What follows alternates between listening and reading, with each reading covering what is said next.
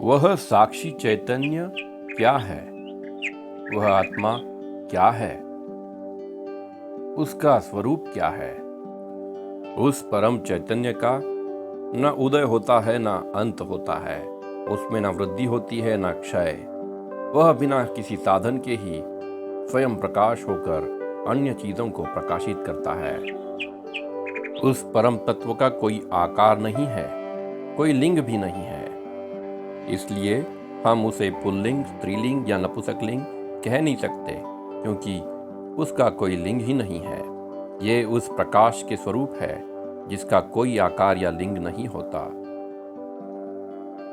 वह चेतन आत्मा देश काल के परे है। उसका जन्म और मृत्यु नहीं होता। उदाहरण के तौर पे क्या आप बता सकते हैं कि ये इस आकाश का अंत और उदय कहाँ से होता है? आकाश में दिखने वाला प्रकाश, उसका अंत और उदय कहाँ से कहाँ तक होता है? हमारे चारों ओर फैली हुई हवा, उसका अंत और उदय कहाँ से कहाँ तक होता है? ये जानना मुमकिन नहीं है। वैसे ही आत्मा का उदय और अंत नहीं है।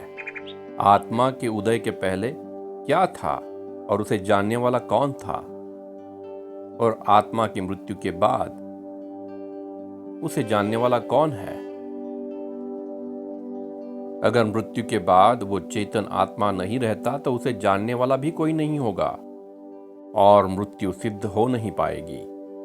इसलिए आत्म चैतन्य की पहली विशेषता ये है कि उसका जन्म और मृत्यु नहीं है। आत्म चैतन्य की दूसरी विशेषता ये है कि उसमें कोई वृद्धि या क्षय नहीं होता। वह सदा एक समान रहता है, अपरिवर्तनशील रहता है। वह नित्य रहता है और नित्य रहकर ही अनित्य दृश्यों का दृष्टा बनता है। उदाहरण के तौर पर आपके आसपास अगर हवा है, पवन है, तो वह जहां से भी बहती है, देश काल की परिस्थिति में वे वैसी ही रहती है जैसी है। उनमें कोई बदलाव नहीं आता। हवा किसी से प्रभावित नहीं होती। आकाश में अनेक ग्रह, तारे, नक्षत्र है, लेकिन आकाश जैसे का वैसा स्थिर रहता है। उसमें कोई बदलाव नहीं आता है। अंतरिक्ष में अनेक घटनाएं घटती है, किंतु उसका आकाश के ऊपर, अंतरिक्ष के ऊपर कोई परिणाम नहीं होता। वह सब जगह उपस्थित है। बिल्कुल उसी तरह आत्म चैतन्य में कोई वृद्धि या क्षय नहीं होता। वह सब जगह उपस्थित है। आत्म चैतन्य की तीसरी विशेषता यह है कि वह स्वयं प्रकाश स्वरूप है। आत्मा की चेतना अपनी स्वयं सहज चेतना होती है। वह किसी साधन पर सापेक्ष नहीं होती है। आत्मा को कोई और चीज चेतन नहीं बनाती है। शरीर, इंद्रियां, मन और बाहरी सारी वस्तुएं जड़ है।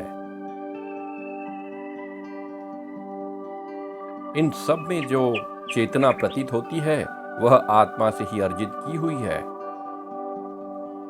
आत्म चैतन्य ही शरीर, मन, इंद्रियों को चेतन बनाता है। आत्मा चेतन है और सर्वव्यापी है।